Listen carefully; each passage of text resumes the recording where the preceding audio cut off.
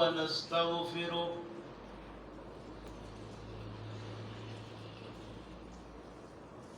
ونعوذ بالله من شرور أنفسنا ومن سيئات أعمالنا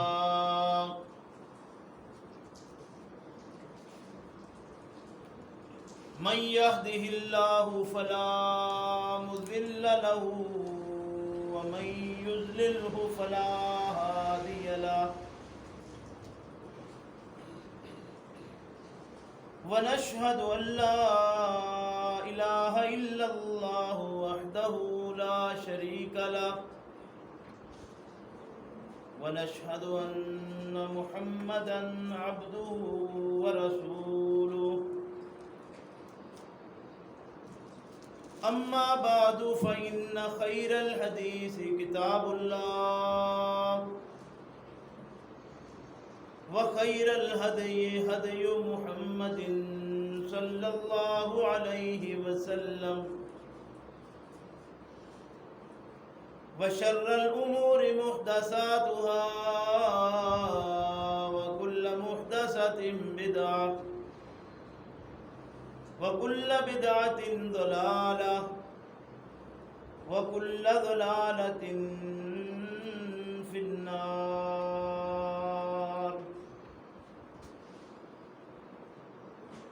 فأعوذ بالله من الشيطان الرجيم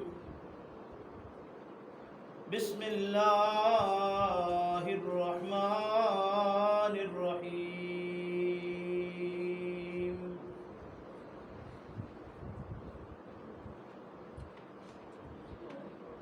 ويقولون طاعة فإذا برزوا من عندك بيت طائفة منهم غير الذي تقول والله يكتب ما يبيتون فأعرض عنهم وتوكل على الله وَكَفَى بِاللَّهِ وَكِيلًا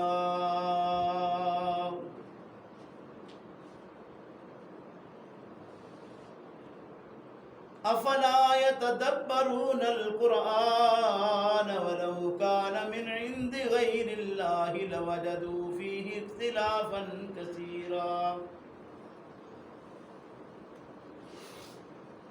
وَيَقُولُونَ اور وہ کہتے ہیں طاعت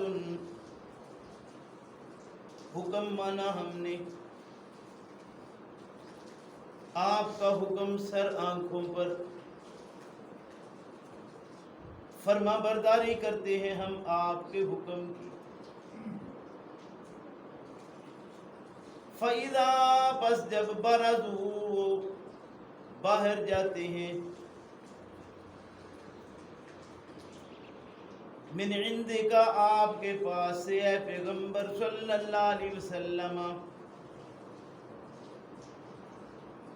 بیت طائفۃ منہم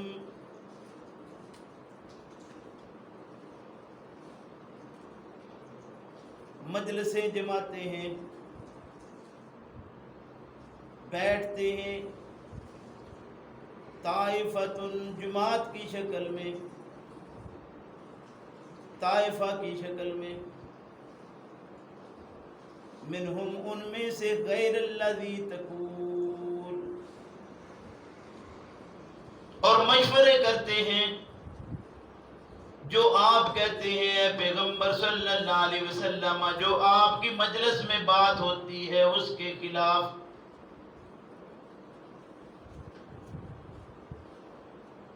واللہ یکتب ما یبیتون جو یہ آپ کی مجلس سے اٹھ کر راتوں میں اپنی مجلسیں قائم کرتے ہیں جو اس میں یہ مشورے طے کرتے ہیں اللہ ان کو لکھ رہا ہے فَأَعْرِضْ عَنْهُمْ بس آپ اعراض کیجئے ان سے، منہ پھیر لیجئے ان سے، توجہ ہٹا لیجئے ان سے، اے پیغمبر صلی اللہ علیہ وسلم، وتوکل علی اللہ، اور اللہ پر توکل کیجئے، اللہ پر بھروسہ کیجئے۔ یہ اپنی مجلسوں میں جو بھی مشاورت کریں، ان کی مشاورت کا آپ پر کوئی اثر ہونے والا نہیں۔ اللہ پر بھروسہ کیجئے، وَكَفَى بِاللَّهِ وَكِيلًا، اور اللہ کی کارسازی، اللہ کی وکالت کافی ہے آپ کو۔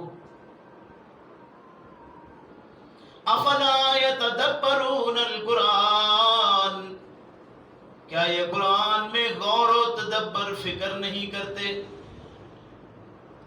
وَلَوْ كَانَ مِنْ عِنْدِ غَيْرِ اللَّهِ، اگر یہ غیر اللہ کی طرف سے ہوتا، لَوَجَدُوا فِيهِ اخْتِلَافًا كَثِيرًا، تو یہ اس میں اکثر جگہ پر اختلاف پاتے۔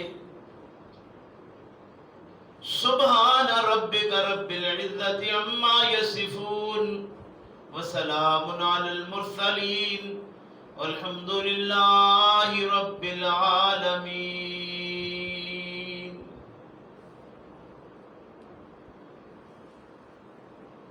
میرے محترم بزرگوں، بھائیوں،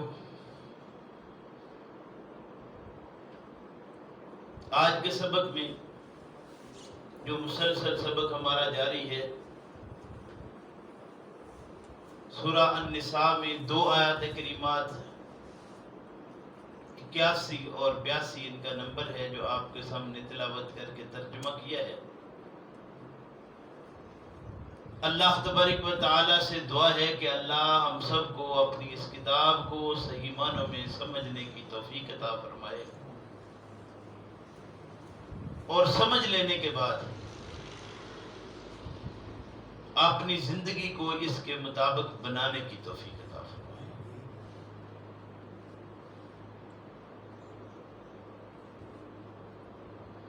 پچھلے سبق میں ہم نے یہ بات پڑھی تھی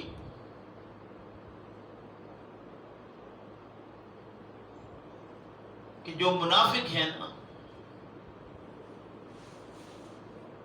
وہ جب تک کوئی دعوی ایمان نہ کرے اس وقت تک منافق بھی نہیں ہو سکتا، یعنی کفار میں منافق نہیں۔ منافقت کا تعلق دعوی اسلام کے بعد ہے۔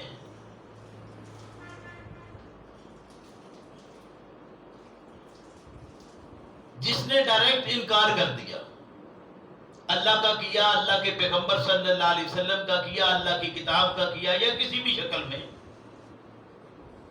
تو وہ ظاہراً پتہ چل رہا ہے کہ یہ منکر ہے، یہ کافر ہے، یہ انکاری ہے، ماننے والا نہیں ہے۔ نفاق تو پیدا ہی تب ہوتا ہے جب یہ دعویٰ کر لیا جائے کہ میں اللہ اور اس کے پیغمبر محمد رسول اللہ صلی اللہ علیہ وسلم کو مانتا اور تسلیم کرتا، اور پھر اس دعوے کے بعد جب عملی صورت پیش آئے تو اس میں وہ کنی کترانے والا ہو، اس وقت اسے مشکل لگے کہ یہ دین کا معاملہ ہے، اللہ اور اس کے پیغمبر کی بات ہے صلی اللہ علیہ وسلم کی، تو اس کا دل اس طرح اطمینان نہ پائے بلکہ خوف زدہ ہو جائے، اس کے اندر ڈر رہے۔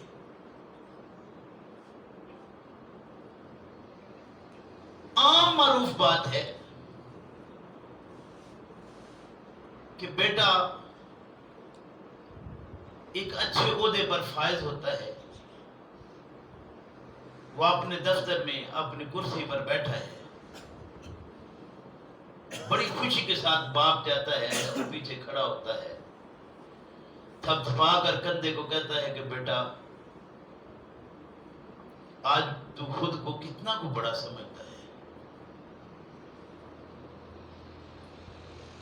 تو وہ تڑلے سے کہتا ہے کہ میں اس وقت دنیا میں سب سے اپنے آپ کو بڑا سمجھتا ہوں۔ طاقتور سمجھتا ہوں، قوت والا سمجھتا ہوں۔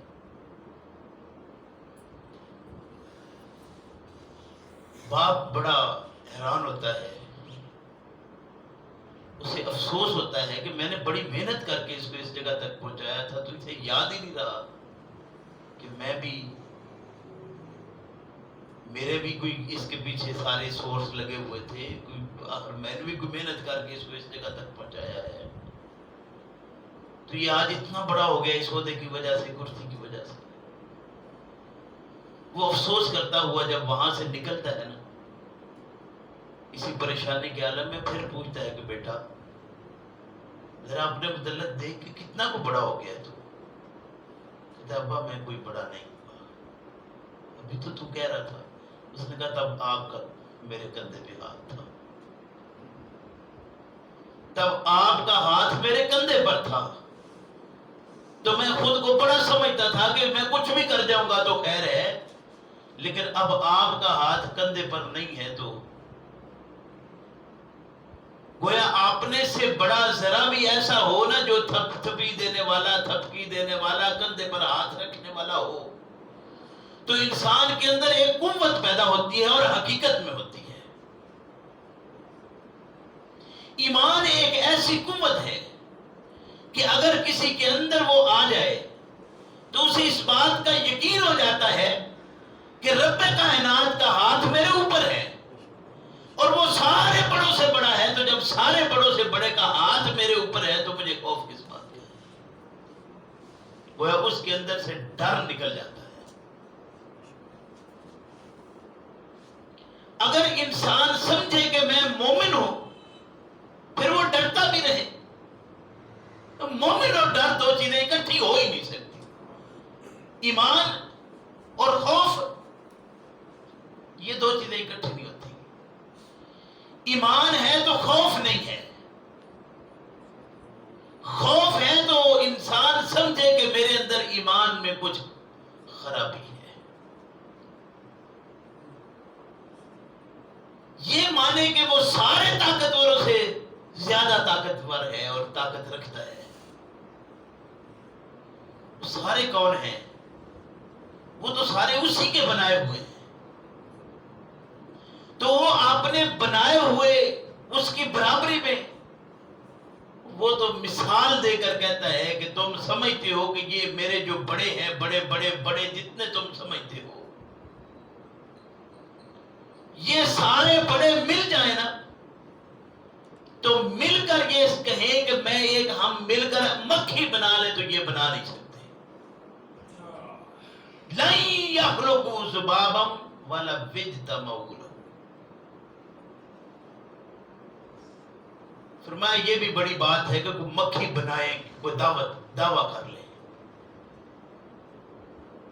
إِن يَسْلُبْهُمُ الذُّبَابُ شَيْئًا، وہ ذباب، وہ مکھی ان سے کوئی چیز اٹھا کر لے جائے تو یہ تو اس میں واپس لانے کی بھی ان میں طاقت نہیں، سارے مل جائے پھر بھی۔ یعنی ایک طرف یہ ایمان کا دعویٰ کرنے کے بعد انسان یہ بات پڑھ لے، پھر وہ ہر معاملے میں خوف زدہ رہے کہ میری یہ عہدہ چلا گیا، میری کرسی چلی گئی، یہ ممبر میرے سے نکل گیا، یہ مصلی میرے سے چلا گیا،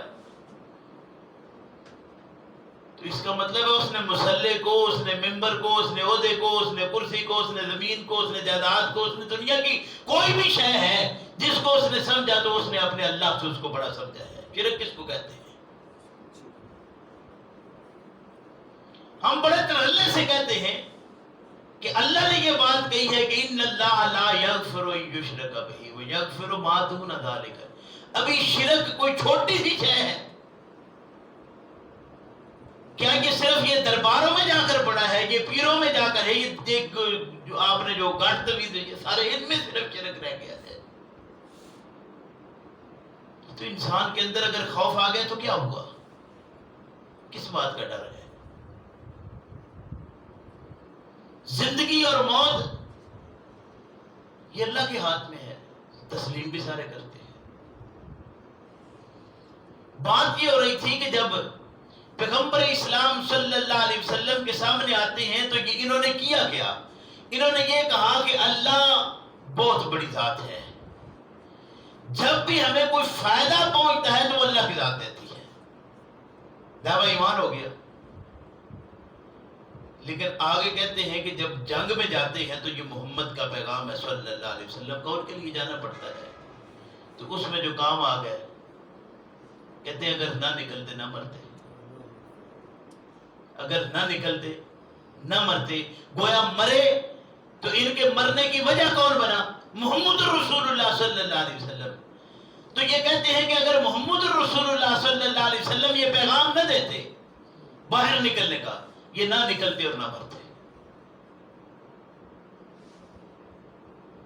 اللہ ارشاد فرماتے ہیں کہ کیا جو نکلے سارے مر گئے؟ جو بچے وہ کیسے بچ گئے؟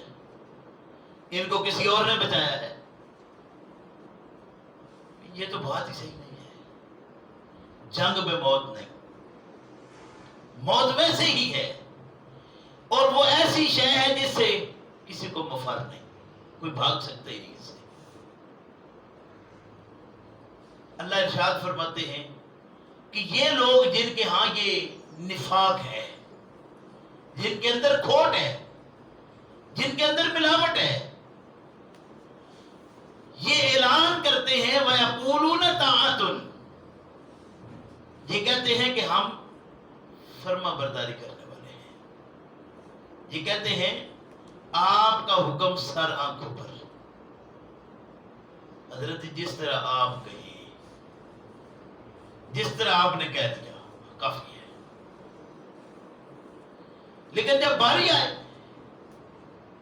تو اس وقت پھر ٹانگیں اٹکانا شروع کرتے ہیں، تھوڑی تھوڑی بات پر پھر وہ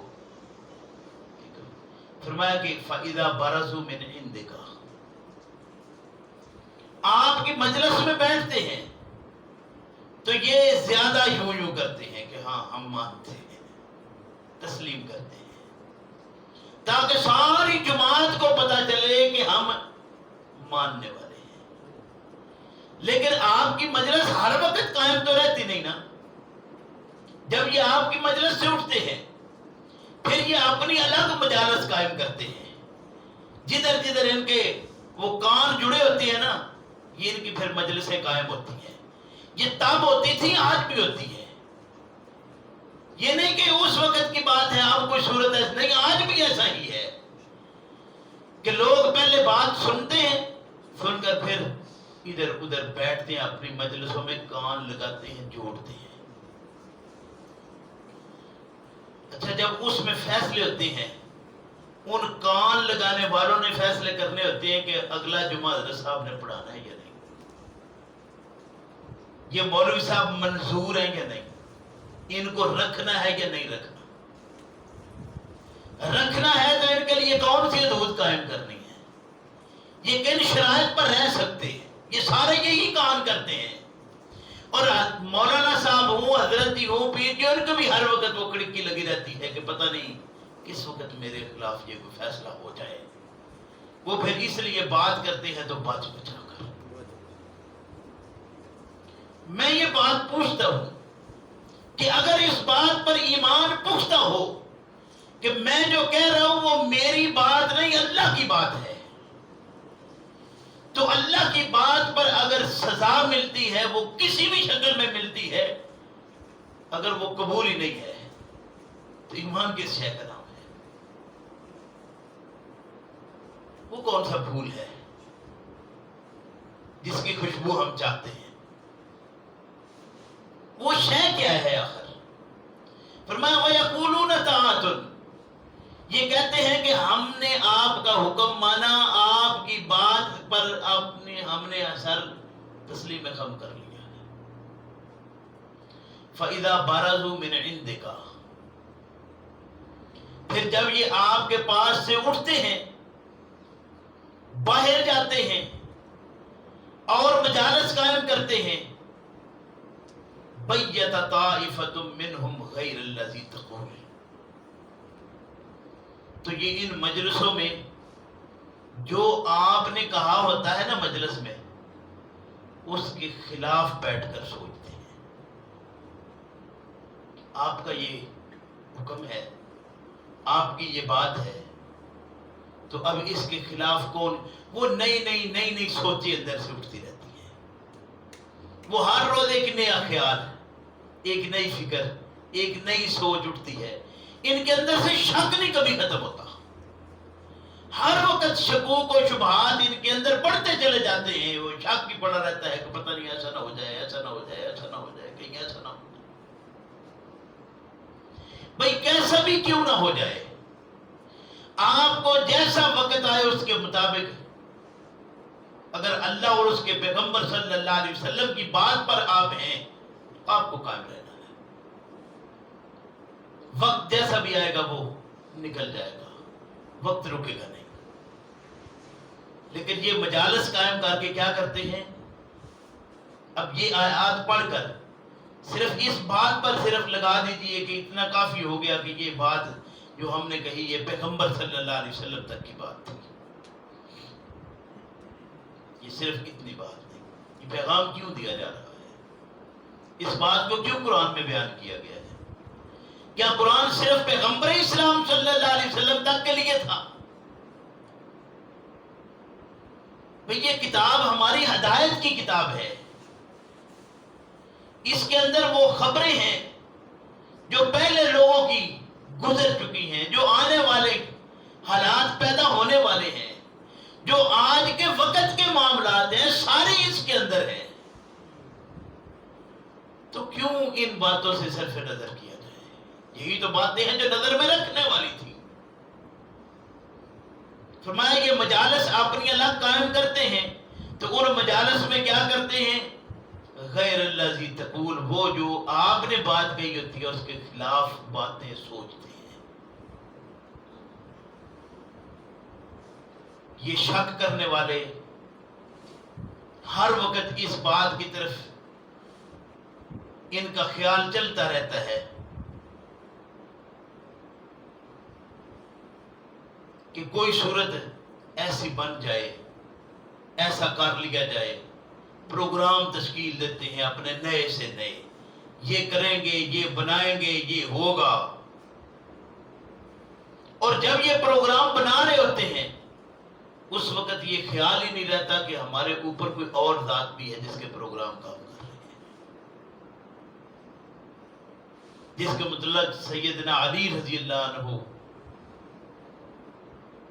پر ایک معروف بات ہے کہ انہوں نے فرمایا تھا رفت ربی بفسخ العزائم، میں اپنے پختہ ارادے کرتا ہوں، جب ان کو ٹوٹتا ہوا پاتا ہوں تو میں دیکھتا ہوں کہ میرے اوپر کوئی ذات ہے جو توڑنے والی ہے۔ میرے پختہ ارادے کو جو توڑنے والی ذات ہے، جب میں ہاں یہ کب خیال آئے گا؟ بزرگ اکثر کہا کرتے تھے کہ یہ علی رضی اللہ عنہ صحابہ میں وہ شخصیت ہے،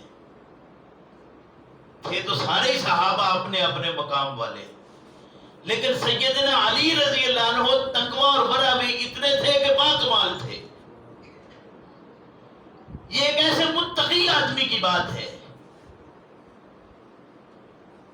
اس لیے وہ کہا کرتے تھے کہ دیکھو حکومت کے امور چلانا اور تقویٰ و ورع ہونا، یہ دونوں چیزیں الگ الگ ہیں، ایک نہیں ہے۔ سیاسی امور الگ چیز ہے، تقویٰ اور ورع الگ چیز ہے۔ ضروری نہیں ہے کہ کوئی متقی ہو تو وہ حکومت بھی بہت اچھی کر پائے، اور حکومتی امور تب کو چلا سکتا ہے جب اس میں تقویٰ بہت ہو۔ تقوی کا ایک اپنا مقام ہے، اور سیاسی امور ایک اپنا مقام رکھتے ہیں۔ اس لیے کسی ایک آدمی کے اوپر کوئی بات فٹ کر کے کوئی دوسری آ جائے تو بندہ اس وقت چھپ کے بیٹھ جائے کہ نہیں یہ شخصیت کی بات ہے کی نہیں جا سکتی، شخصیت اپنی جگہ پر ہے۔ میں پھر اعلان کہتا ہوں کہ سیدنا علی رضی اللہ عنہ جیسا متقی कम ही कोई होगा।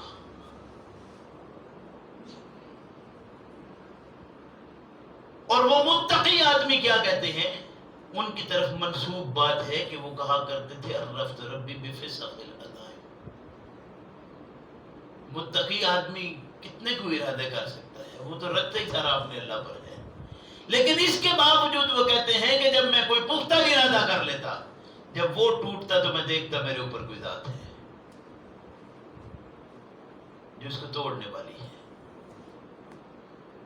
और वो ज़ात कौन सी ज़ात है? वो अल्लाह की ज़ात है। इसी तरह और बहुत सारी चीजें हैं, अगर इंसान सोचे ना, इस बात पर ख्याल करे। कुरान ने वजाहत की है कि हलाल और हराम का मामला है तो वो अल्लाह ने अपने साथ रखा है। हलाल और हराम को अल्लाह ने मोहम्मद रसूलुल्लाह पर भी नहीं छोड़ा। उसकी सारी वजाहत अल्लाह रब्बे करीम ने कर दी है। इसलिए हलाल और हराम का मामला हो तो वो भी अल्लाह ने अपने साथ है, वो किसी और के साथ रखते नहीं। तो फिर ये बातें उठाकर किसी और के साथ लगा दी जाए तो ये आपकी अपनी मर्जी। बात ये कर रहा था कि पैगंबर इस्लाम सल्लल्लाहु अलैहि वसल्लम की मजलिस से उठकर जाने वाले फिर जब आपस में बैठते हैं, मुशावरत करते हैं, तो उसमें से जब कोई बात आती है ना, एक से दूसरा बात करता है, दूसरे से आगे तीसरे सुनते हैं, तो हर सुनने वाला अपनी अकल फिक्र रखता है, वो इस्तेमाल करता है, तो वो उसमें से कोई बात करने वाले की बात में कोई शक न रह जाए।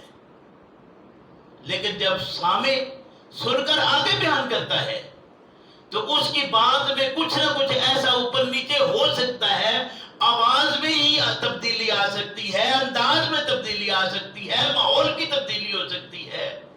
सामे में से मरीद जो सामीन है, इन सुनने वालों में भी फर्क हो सकता है, जो आगे बात सुन रहे हैं उनमें भी फर्क हो सकता है। जब ये एक से बात तीसरी जगह पर पहुंचती है तो वो बात वो रह ही नहीं सकती। तो वो मान आगे से कुछ सवाल खड़ा कर देते हैं, जवाब देने वाला क्या कहता है, वो फिर अपनी तरफ से कोई और बात कर देता है कि नहीं ऐसा नहीं था, माहौल ऐसा नहीं था, वक्त ऐसा नहीं था, ख्याल ऐसा नहीं था, अंदाज कुछ ना कुछ वो कहता है अपनी तरफ से तसल्ली देने के लिए कि नहीं जो आप समझे वो ऐसी बात नहीं है। लेकिन इससे भी सारे एक बात को एक ही तरह से समझ जाए तो ऐसा नहीं होता। मतलब ये था बात करने का कि वो शकूक पैदा करने वाले जो आगे बात के अंदर शक पर शक डालते रहते हैं, ये इन शकूक में से आगे मजलिसों में बातें निकलती हैं, तो मजालिस में जो बात जाती है तो वो बात कुछ की कुछ बन जाती है। अल्लाह इरशाद फरमाते हैं कि ऐ पैगंबर सल्लल्लाहु अलैहि वसल्लम वल्लाहु यक्तुबु मा युबय्यितून, जो ये बयान करते हैं अल्लाह रब्बुल करीम लिख रहा है। अब अल्लाह खुद लिख रहा है, कहा तो ये वल्लाहु यक्तुबु, अल्लाह लिखवा नहीं रहा, फरमाया अल्लाह वल्लाहु, ये अल्लाह लिख रहा है। तो ये अल्लाह का लिखना क्या है? वो फरिश्ते जो हैं किरामन कातिबीन यालमून मा तफअलून, तो हर चीज लिखी जा रही है। जब हर चीज लिखी जा रही है, हर एक चीज बाकायदा तौर पर तहरीर हो रही है, तो वो तहरीर ही है जिसके मुतल्लिक़ कुरान ने कहा है कि कल क़यामत का दिन होगा, ये लोग आएंगे, इकट्ठे होंगे, इनको इकट्ठा कर लिया जाएगा। बाज का नामा अमाल उनके दाएं हाथ में दिया जाएगा, बाज का बाएं हाथ में, और वो नामा अमाल देकर कहा जाएगा इकरा किताबक, अपनी किताब को पढ़ ले। इकरा किताबक, अपनी किताब पढ़ ले। ये कौन सी किताब है? ये वही है जो आज मैं समझता हूं कि मेरे पास तो इतना इल्म नहीं, मेरे पास तो तजर्बा नहीं, मैं तो किताब लिख सकता नहीं। वो बहुत बड़ी कोई हस्तियां हैं जिन्होंने किताबें लिखी हैं। मेरी किताब होगी, मेरे सामने होगी, मेरी आंखें होगी, मेरे हाथ उसके वर्के खोल रहे होंगे, मुझे कहा जाएगा पढ़ ले अपनी किताब। ये वो किताब है जो हर इंसान की।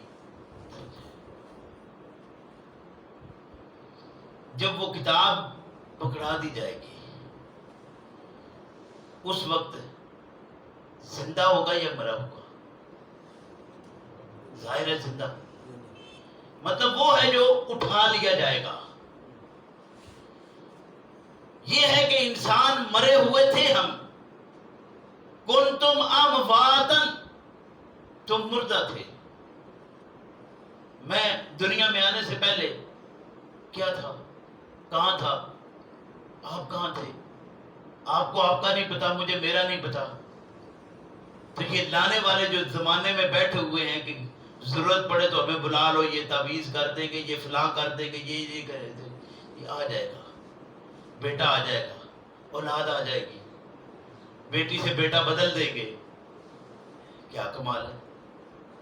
یعنی کوئی صورت انسان اپنے متعلق نہیں پتا کیا تھے، کنتم امواتا، مردہ تھے، فاحیاکم، ہم نے تمہیں زندہ کیا، فاحیاکم، تمہیں، ثم یمیتکم، پھر ہم تمہیں مار دیں گے۔ ہمارے سامنے مرتے ہیں کہ نہیں؟ ہم نہیں مریں گے۔ کنتم امواتا فاحیاکم ثم یمیتکم ثم یحییکم، پھر اس کے بعد تمہیں زندہ کر دیا جائے گا۔ اور زندہ کر کے کیا کیا جائے گا؟ ثم الیہ تحشرون، اکٹھے کر دیا جاؤ گے۔ زندہ ہونے کے بعد تو ہم اکٹھے ہو جائیں گے۔ یہ ایمان ہے، قرآن نے کہا ہے۔ تو جو بیچ میں زندگی ہے وہ کدھر ہے؟ وہ موت جو ہم گزار آئے ہیں اس کا ہمیں نہیں پتا۔ کیا کمال ہے کہ حضرت جی کو، پیر جی کو، شیخ جی کو جو اس مرنے کے بعد کی زندگی ہے ان کا پتہ چل گیا ہوا ہے۔ وہ اس کو اٹھاتے بھی ہیں، بٹھاتے بھی ہیں، بات چیت بھی کراتے ہیں، فرشتوں کو بھی بلاتے ہیں، سوال جواب بھی، سارا کچھ ہو گیا۔ کس نے بتایا؟ یہ کیا عجیب بات تھی! قرآن نے کوئی ایک اشارہ نہیں دیا ان چیزوں کا، لیکن ہم کرتے چلے جا رہے ہیں۔ فرمایا کہ یہ جو آپ کی مجلس سے اٹھ کر جاتے ہیں یہ پھر آپس میں کان جوڑتے ہیں، آپس میں کان جوڑتے ہیں تو پھر یہ شکوک و شبہات پیدا کرتے ہیں۔ پھر یہ شکوک و شبہات جو پیدا کرتے ہیں، فرمایا کہ واللہ یکتب ما یبیتون، جو کچھ یہ بیان کرتے ہیں اللہ اس کو لکھ رہا ہے۔ آپ کے لیے حکم کیا ہے؟ فَأَعْرِضْ عَنْهُمْ، یہ جو کچھ کہہ رہے ہیں آپ اس سے اپنی توجہ ہٹا لیجیے۔ ہمارے کان ہٹتے ہیں کہ اس مجلس میں کیا ہوا، ادھر مجلس قائم ہوئی کیا ہوا، وہ مجلس کیا کر رہی ہے، وہ کیا۔ فَأَعْرِضْ عَنْهُمْ، آپ ان سے اعراض کیجئے، اپنی توجہ ہٹا لیجئے، ان سے منہ پھیر لیجئے، ان سے الگ ہو جائیے، ان کو کرنے دیجئے جو یہ کرتے ہیں۔ اور آپ وتوکل علی اللہ، اللہ پر بھروسہ کیجئے، اللہ پر بھروسہ کیجئے۔ قرآن کریم نے دوسرے مقام پر یوں ارشاد فرمایا کہ اے پیغمبر صلی اللہ علیہ وسلم، آپ کوئی کام کرنا چاہتے ہیں تو اس کام سے پہلے ان کو بلا لیجئے، مجلس قائم کر لیجئے۔ وَشَاوِرْهُمْ فِي الْأَمْرِ، اپنے کام کے متعلق مشورہ کیجئے، جس سے آپ چاہتے ہیں مجلس میں بٹھا کر اس سے مشورہ کر لیجئے۔ وَشَاوِرْهُمْ فِي الْأَمْرِ، پھر اس مشورے میں کوئی بات آپ کی طے ہو گئی، فَإِذَا عَزَمْتَ، جب آپ نے ایک عزم کر لیا، مشورے میں بات طے ہو گئی، وہ مشاورت میں ہر بندہ ایک ہی مشورہ دے گا، ظاہر ہے کسی نے کوئی مشورہ دیا، کسی نے کوئی دیا، کسی نے کوئی بات سامنے رکھی، کسی نے کوئی اس کی اچھائی بیان کی، دوسرے نے کوئی اور کر دی، تیسرے نے کوئی اور اچھائی بیان کی، کسی نے کوئی ایک شک پیدا کیا، دوسرے نے کوئی اور کیا، تیسرے نے کوئی اور پیدا کر دیا۔ تو وہ ساری بات مجلس میں جب ہوئی تو اس کے بعد کسی جگہ پر آپ ٹھہر گئے۔ فَإِذَا عَزَمْتَ، آپ نے عزم کر لیا، ارادہ کر لیا، اور ارادہ آپ کا پختہ ہو گیا کہ یہ کرنا ہے، فَتَوَکَّلْ عَلَى اللَّهِ، پھر بعد میں کوئی مشاورت کرنے والا تمہیں جتنے مرضی مشورہ دے، لیکن ہمارے ہاں مشورہ طے پا جائے نا، پھر اس کے بعد بھی کان اور ہوتے ہیں جو کرنے والے، وہ اسپیشل پیچھے رہتے ہیں، اور جب موقع آتا ہے تو وہ کوئی نہ کوئی بیچ میں آ کے بات کو سیڑ دیتے ہیں۔ پھر دوبارہ مجلسیں قائم ہوتی ہیں تو یار یہ بات تو یہ ہماری طے ہوئی تھی، یار فلاں آدمی آیا تھا اس نے یہ بات کہی تھی۔ بھئی اگر یہ بات بہتر لگتی تھی دوبارہ مجلس قائم کر لیتے، دوبارہ مشاورت ہو جاتی، لیکن کسی ایک کانا پھوسی کرنے والے کی بات ہی کیسے آپ کے اندر چلی گئی؟ اس کا مطلب ہے آپ نے عزم کیے نہیں۔ اگر عزم کیا ہوتا، ارادہ پختہ ہوتا، پھر توکل علی اللہ۔ اگر توکل علی اللہ نہیں ہے تو پھر آپ کا ایمان ڈگمگایا ہوا تھا۔ ہم کیا کہتے ہیں کہ فلاں ناراض نہ ہو جائے، فلاں نہ، یہ اس نے کہہ دیا تھا کہ ناراضگی نہ ہو جائے۔ یہ آپ کا ایک مشورہ طے پا گیا ہے، کم کیجیے، اللہ پر بھروسہ کیجیے۔ فرمایا وَتَوَکَّلْ عَلَى اللَّهِ فَأَعْرِضْ عَنْهُمْ، ان سے اعراض کیجیے، منہ موڑ لیجیے، منہ پھیر لیجیے، آپ ان سے توجہ اپنی ہٹا لیجیے۔ وَتَوَکَّلْ عَلَى اللَّهِ، اور اللہ پر بھروسہ کیجیے، اللہ پر توکل کیجیے۔ وَكَفَى بِاللَّهِ وَكِيلًا، معاملات میں کہیں وکالت کی ضرورت پڑی تو اللہ کافی ہے، وکیل کی ضرورت کیوں پیش آتی ہے؟ کوئی ایسا معاملہ ہو گیا ہے کہ بعد میں کہیں وضاحت دینا پڑ گئی ہے، تو وضاحت دینا پڑے تو اللہ کو اپنا مددگار بنائیے، اللہ مددگار بن جائے گا۔ لیکن یہ کان کاٹنے والے یہ کون ہیں؟ یہ وہی شرارتی عناصر جنہیں نفاق کی بیماری ہے۔ یہ بیماری جس میں آ جائے وہ کبھی سدھر سکتا ہی نہیں۔ دیکھیے اللہ نے یہ بات واضح کر دی، فرمایا کہ آپ پیچھے پڑ آئے ہیں، اطاعت تھی اللہ اور اس کے رسول کی۔ فرمایا اطاعت اللہ اور اس کے رسول کی، اور پھر یہ دونوں اطاعتیں الگ الگ نہیں۔ من یطع الرسول فقد اطاع اللہ، جس نے رسول کی اطاعت کی اس نے اللہ کی اطاعت کی، گویا دونوں کی اطاعت ایک ہے۔ اللہ کچھ کہے، رسول کوئی اور حکم دے، ایسا ہو ہی نہیں سکتا۔ اگر یہی ایمان اس بات پر قائم نہیں ہوا تو پھر کون سی بات ہے جس پر ایمان ہوا؟ یہ ایمان رکھنا کہ اللہ کا حکم اور، لیکن محمد رسول اللہ نے فیصلہ کو اور کر دیا صلی اللہ علیہ وسلم نے، تو میرے بھائی یہ کیسے ہو گیا؟ یہ سورہ نساء شروع کرنے سے پہلے یہ بات بڑی وضاحت سے آپ سن چکے ہیں۔ سورہ العنکبوت میں نے صرف اس لیے آپ کے سامنے بیان کی تھی کہ آپ کو ان باتوں کا پتہ چل جائے، اور اس میں اللہ رب کریم نے واضح فرما دیا، حکماً یہ بات کہی تھی کہ اے پیغمبر صلی اللہ علیہ وسلم، ہم نے یہ قرآن آپ پر نازل کیا ہے، اور آپ کو حکم کیا دیا جا رہا ہے کہ آپ نے اس کی اتباع کرنی ہے، آپ نے اس کی پیروی کرنی ہے، آپ نے اس کے پیچھے چلنا۔ اتل ما اوحی الیک من الکتاب، اور میں نے عرض کیا تھا کہ تلا یتلو تلاوتن کا مطلب کیا ہے کہ جو اس میں حکم آیا ہے آپ کے اور اس کے حکم کے بیچ میں تیسری چیز شامل ہو ہی نہ سکے۔ تو رسول اللہ صلی اللہ علیہ وسلم اپنی سوچ سے عمل کر لیں گے، معاشرے کی سوچ اس میں لے آئیں گے؟ نہیں، آپ نے تو اس کے مطابق عمل کر کے دکھایا ہے۔ اسی لیے یہ بات ارشاد فرمائی تھی کہ یاد رکھو، من یطع الرسول فقد اطاع اللہ، رسول کی اطاعت ہی اصل میں اللہ کی اطاعت ہے۔ گویا یہ دو مختلف چیزیں نہیں تھیں۔ پیغمبر اسلام صلی اللہ علیہ وسلم نے ارشاد فرمایا من اطاعنی فقد اطاع اللہ، جس نے میری اطاعت کی اس نے اللہ کی اطاعت کی۔ فرمایا ومن عصانی فقد عصی اللہ، جس نے میری نافرمانی کی اس نے اللہ کی نافرمانی کی۔ تو اللہ کے پیغمبر صلی اللہ علیہ وسلم نے کوئی حکم اپنی طرف سے نہیں دیا اور نہ ہی روکا کسی اپنی طرف سے. آپ نے وہ حکم دیا جو اللہ نے دیا اور آپ نے اس سے روکا جس سے اللہ نے روکا. یہ دو الگ الگ چیزیں بیان کی ہی نہیں جا سکتی. اسی لیے دونوں چیزوں کو اس طرح بیان کیا. فرمایا لوگو ترکت فیکم امرین لن تضلوا ما تمسکتم بہما کتاب اللہ و سنتی. کتاب اللہ و اطرت اہل بیتی، دو الگ الگ چیزیں بیان کی.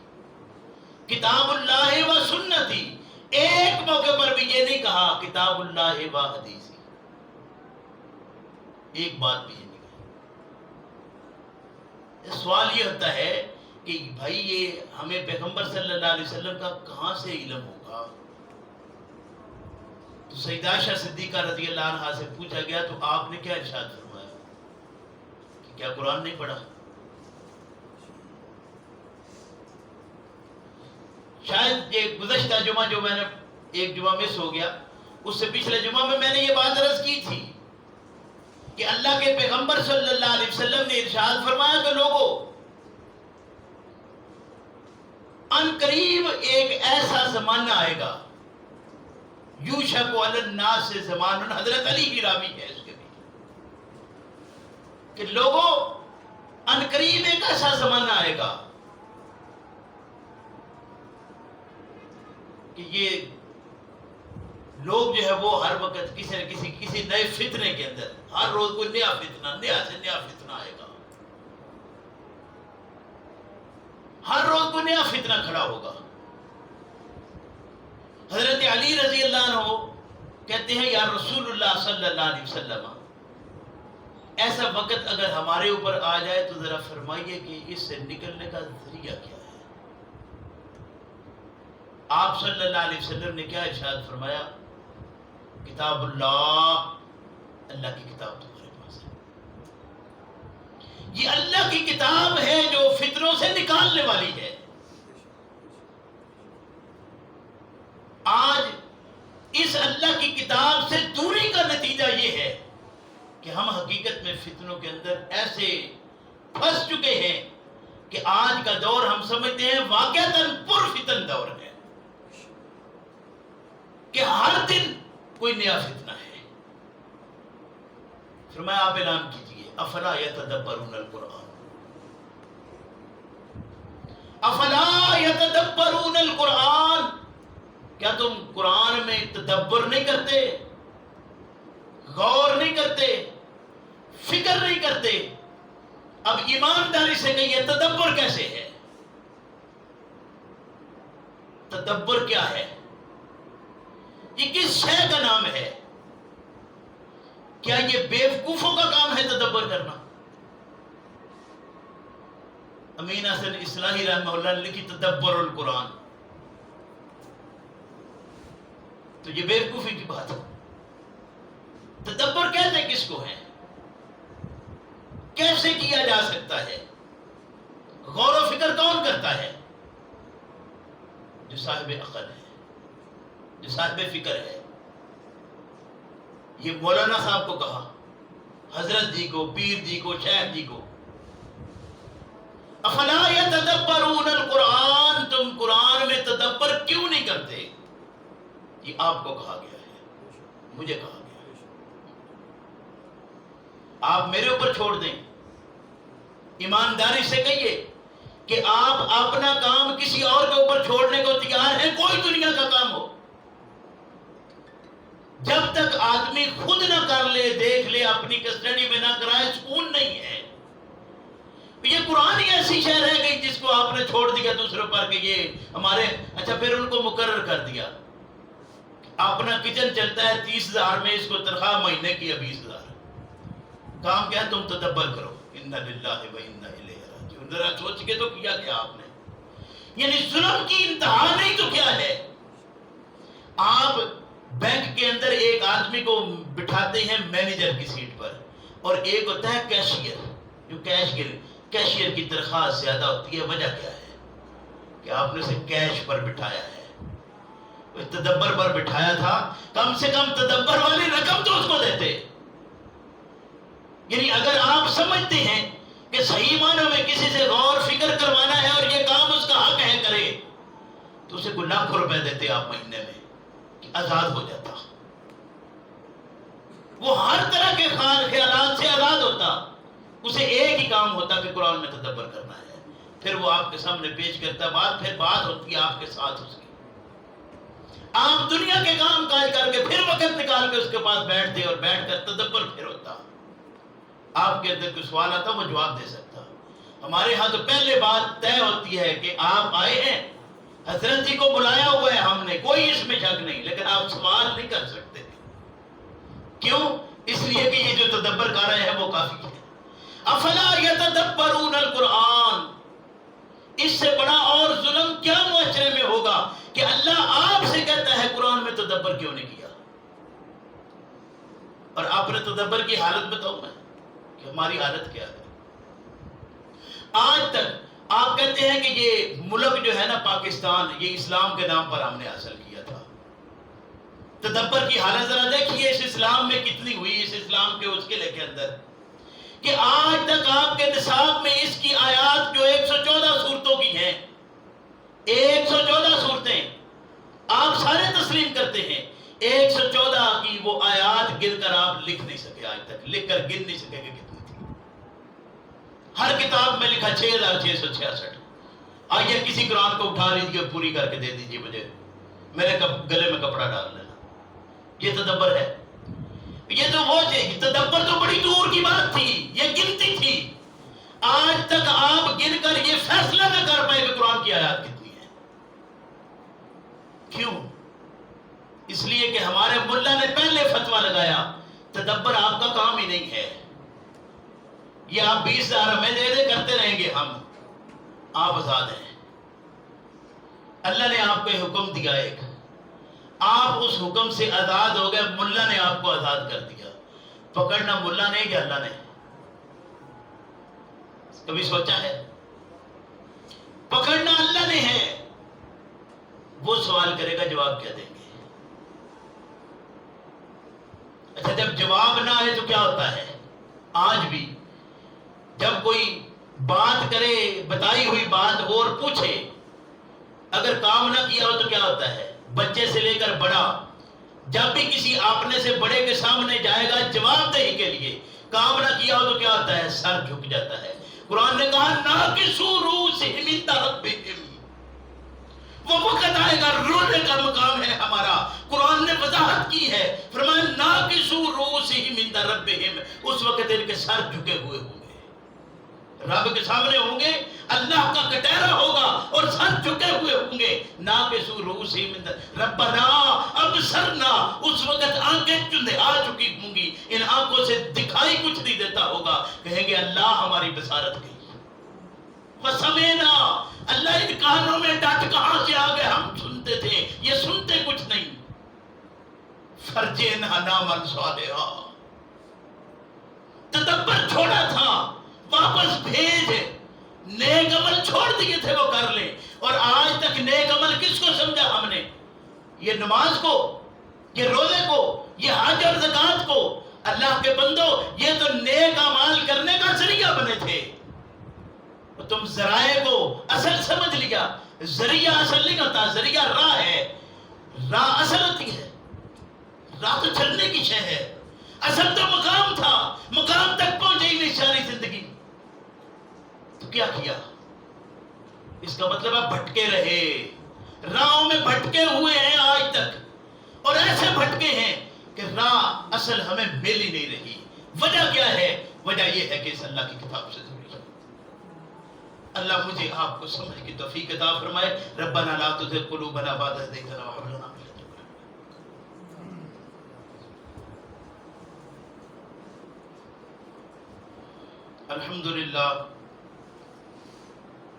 الحمد لله نحمده ونستعينه ونستغفره ونعوذ بالله من شرور أنفسنا ومن سيئات أعمالنا.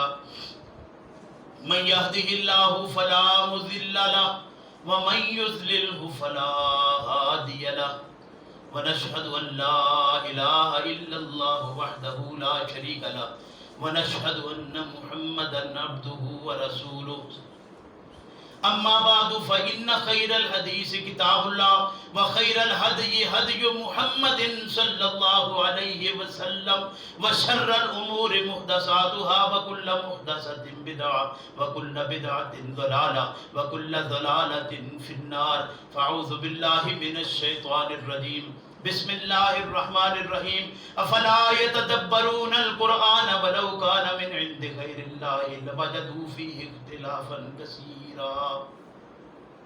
میرے محترم بھائیوں بزرگوں، آپ میں سے چند حضرات یہ پرسوں کا پروگرام ہمارا تھا، آپ پہنچے، آپ کا شکریہ. لیکن ایک بات میں چلتے چلتے عرض کروں کہ آپ بڑے خوش ہوئے اس بات پر کہ وہ جو حضرت صاحب پہلے تھے انہوں نے بڑا بیان کیا، واللہ بمبر پھوسے ڈال کر چھوڑ دیا. انہوں نے یہ بات ضرور کہی کہ آپ پیچھے جائیے، میں تسلیم کرتا ہوں، لیکن پیچھے کس مقام پر لا کر چھوڑا آپ کو؟ ان کتابوں کے اندر جن سے نکل کر آپ اصل رستہ تلاش کر نہیں سکتے، ساری زندگی ان میں رہ جائیں گے. وہ ایک کتاب ہے، اس کا نام لینے کو کوئی ملا ہو، پیر ہو، مفتی ہو، کوئی بزرگ ہو احتجاج نہیں ہے. وجہ کیا ہے اس کی؟ آپ اللہ کی کتاب کی طرف آتے ہیں. میں آپ سے عرض کروں، وقت ختم ہو رہا ہے، ایک دو باتیں صرف، اللہ تفہیم دے اس بات کی. دیکھیے آج کے سبق میں یہ افلا یتدبرون القرآن ولو کان من عند غیر اللہ لوجدوا فیہ اختلافا کثیرا. اس بات نے ایک بات کی وضاحت بڑی کی ہے کہ غیر اللہ کی کتاب ہوگی، اختلاف ہوگا. چاہیے آپ کہتے ہیں کہ یہ وہی جلی ہے، وہ وہی خفی ہے. میں علی اعلان یہ بات کہتا ہوں، پورے زور سے یہ بات کہتا ہوں کہ اگر وہ وہی ہے، منزل من اللہ ہے، وہ 6 کتابیں، ان کے اندر اختلاف نہیں. کسی ایک کتاب کے اوپر ہاتھ رکھ کے قسم اٹھائیے کہ اس کتاب میں اختلاف نہیں، لائیے میرے سامنے. لیکن افسوس سے یہ کہنا پڑتا ہے کہ ہمارے ملا کے اندر اس حد تک قرآن سے دوری کا یہ مخمصہ پڑ گیا اس کو، اور زمانے نے اس کو دور کر دیا ہے کہ جب یہ بات کہی جائے تو ہمارے علماء اٹھ کر کہتے ہیں کہ آئیے قرآن میں سے آپ کو نکال کر دیتے ہیں اختلاف. تو یہ میرے اوپر اعتراض کیا یا اللہ کی کتاب پر؟ آپ اللہ کی کتاب پر اگر اعتراض کرتے ہیں، جواب دے اللہ کی ذات ہے، میں نہیں ہوں. یا آپ انکار کیجئے کہ یہ اللہ کی کتاب نہیں. جب آپ نے مان لیا اللہ نے یہ بات کہی، اس میں اختلاف نہیں، یہ کتاب اللہ کی کتاب ہونے کی دلیل یہ ہے، اس میں اختلاف نہیں ہے. تیری سوچ میں خلل ہو سکتا ہے، تیری فکر میں خلل ہو سکتا ہے، تیرے مسلک میں خلل ہو سکتا ہے، لیکن اللہ کی کتاب میں یہ خلل نہیں ہو سکتا، نہ اختلاف ہے، نہ تھا، نہ ہوگا کبھی. یہ اللہ کا اعلان ہے، یہ اللہ کا اعلان ہے. اور اللہ کا اعلان ہو، تم کہتے ہو یہ معجزے کا منکر ہے، میں کہتا ہوں یہ معجزہ ہے محمد رسول اللہ کا، کہ اس معجزے کو جس طرح محمد نے دیا صلی اللہ علیہ وسلم نے، یہ آج تک قائم ہے، رہتی دنیا تک قائم رہے گا. جا کے فتوے لگائیے جس طرح کا مرضی ہے، لیکن یہ معجزہ ہے محمد رسول اللہ کو جو اللہ نے دیا تھا. یہ ہے میرے نبی کا معجزہ، جھٹلاؤ اس کو، اور تم سارے معجزہ ہو اللہ رب کریم کی طرف سے. ہے کوئی آپ میں شک؟ نہیں، آپ کی اپنے میں کوئی شک نہیں ہے، تو یہ اعجاز نہیں ہے. اس سے بڑا اور معجزہ کیا چاہتے ہو؟ تو تم تو ساری مخلوقات میں افضل تھے، تمہیں اللہ نے یہ کتاب دی، اس کتاب کو تم نے چھوڑ دیا. آج ذلیل اور رسوا اور خوار ہو ہر جگہ پر. اللہ کے پیغمبر صلی اللہ علیہ وسلم آپ نے اس مجلس میں پہنچے جو اپنے چچا کے گھر میں تھی. چچا بیمار ہیں، آپ ان کے گھر تشریف لے گئے. چچا کہتے ہیں کہ بھتیجے یہ قوم تیری بیٹھی ہے، یہ کوئی اعتراض کرتے ہیں. اللہ کے پیغمبر صلی اللہ علیہ وسلم نے فرمایا کہ چچا بات آپ کہہ رہی ہیں میں سن رہا ہوں، لیکن میں محمد اس بات کا اعلان کرتا ہوں کہ اگر اس بات کو تسلیم کر لیں، دنیا میں کبھی بھی ذلیل اور خوار نہیں ہوں گے، یہ پوری دنیا ان کے قدموں میں ہوگی.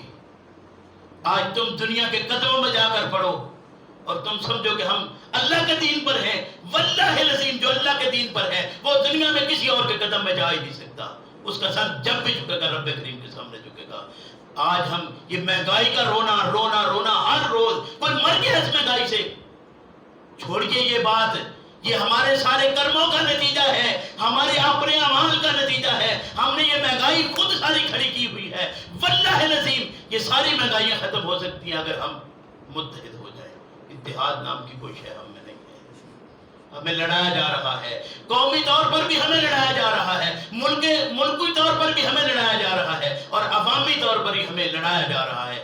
آج ایک گھر کے اندر ایسے ایسے اختلاف موجود ہیں کہ ان کو کوئی سننے کو یا مل کر بیٹھ کر حل کرنے کو تیار ہی نہیں ہے، تو ہم کس بات کی طرف بھاگے جا رہے ہیں؟ اللہ کے لیے اگر حق پر قائم ہونا ہے تو اللہ کی کتاب پر آ جائیے۔ آپ یہ بیریوں کے پتے کھا کر بھی زندگی گزار جائیں گے اپنی، اور اپنی بات کر جائیں گے۔ اگر وہ بات سنی تھی تو ایک کرنے والا وہ بھی کہہ گیا تھا کہ جب کوئی کرنے والا کرتا ہے تو وہ ٹانگے پہ سفر کر کے بھی کر جاتا ہے، لیکن ایسا کر جاتا ہے کہ دنیا دیکھتی ہے۔ اور وہ شخصیت تھی جس کے پاس میں بیٹھا، جس کے پاس آپ بیٹھے۔ کیوں بھول گئے ہو؟ اگر یاد رکھنا ہے تو ایسی شخصیات کو کیوں یاد نہیں رکھتے؟ آج وہ کتابیں نظر آتی ہیں، لوگ دیکھتے ہیں، پتہ چلتا ہے، لیکن فتوے لگانے والے اپنی جگہ پر۔ اللہ مجھے آپ کو سمجھ کی توفیق عطا فرمائے کہ ہم اللہ کی کتاب پر متحد ہوں گے تو بات بنے گی، اس کے خلاف رہیں گے ساری زندگی پہلے گزار گئے، آپ بھی گزار جائیں گے، میری بھی گزر جائے گی، ہم کبھی سیدھے راستے پر نہیں آ سکتے۔ 100 بار کہتے رہے اہدنا الصراط المستقیم۔ اللہ مجھے آپ کو سمجھ کی توفیق دے۔ ربنا لا تزغ قلوبنا بعد إذ هديتنا وهب لنا من لدنك رحمة إنك أنت الوهاب۔